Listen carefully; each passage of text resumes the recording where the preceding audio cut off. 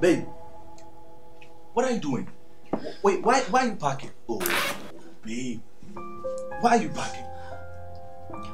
It was only yesterday I went to church, lifted hands and said, I love you, Lord. I'll do anything for you. I give myself away so you can use me, Lord. Yet, here I am, throwing myself away for some worthless pleasure that lasted only 5 minutes. So, babe, is it the duration of the pleasure or the virtue you've lost that bothers you so much? Just last night you were mourning and this morning you are mourning. Come on. Your tears can't even dilute communion wine. You monster! How dare you? Babe. See, I'm sorry. I only wanted to lighten up the mood, but obviously that came out wrongly. Okay? You don't have to beat yourself over this. It's not your fault, neither is it mine. It's the work of the devil. He's to blame. Wait. Me?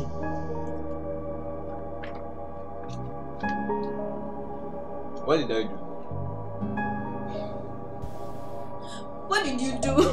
And what are you even doing here? You slimy, manipulative liar. You set us up for the words of deeds, that which do not only go against our compassionate Lord, but against our bodies. Yet, you come in here in the most annoying effrontery and act as if you knew nothing about all this. I'm not an honest guy. Right now, I've got to say that honestly.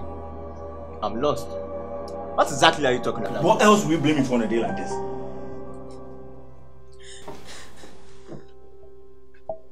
On a day like this? Oh! 14th February. Lover's Day.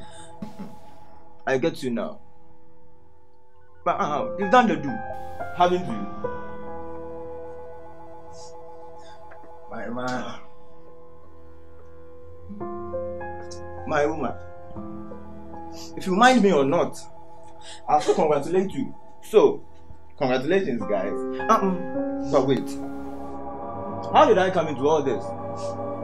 And how did it all suddenly become my fault? You still ask?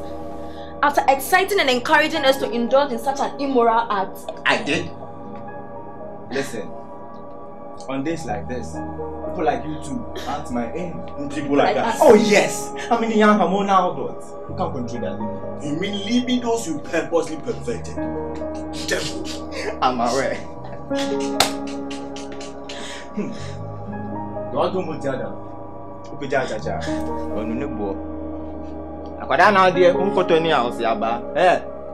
Since when did I become a creator? That torch in the libido you speak of, it's not my handiwork. Babe! Oh! Babe! Oh, babe! Wait for me, babe! Oh, babe, relax. Come on. Forget that failure who fell to the wrong God. Plus, what's the big deal here? You're dating. And that's what everyone does. This is not dating or courting. We are dishonoring God. We ain't making love. We are fornicating. Oh, spare me that your sister Shawanda attitude. What's the big deal here? You know I love you. You're only trying to create a bond. Hey, James Bond. Stop seeking excuses for indiscipline. Sin cannot create a bond for a true child of God. It will only create weaknesses and demonic patterns.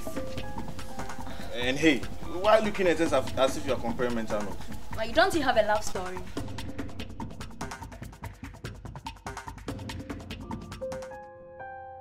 I crack my nut on the knees of the elders, so I know the sound of the Holy Bone.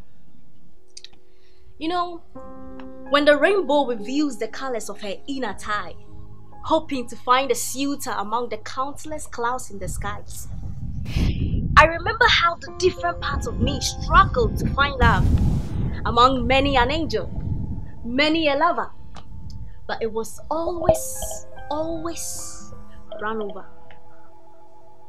And when the early sun licks up the dew from off the lash of the green grass, like a village boy licks the soup tracing his forearm for the love of a mama's blessed hand, I remember how I arose each morning, licking the blood and tears that dripped down the heart for the sake of love that was never returned. My heart did perform ablution, riding itself of past hate, impaled in it, hate that made death way to live. But through all these faces of beautifuls and uglies, through all these twisted stories of how love found me and left me, I cannot help than to smile at the pain that are now lessons and the joys that are now portraits hanging on the walls of my heart. See, love is a beautiful thing. At the early stages of a relationship, emotion of love is the hero. In the beginning, love is like Zamzam water. It heals everything.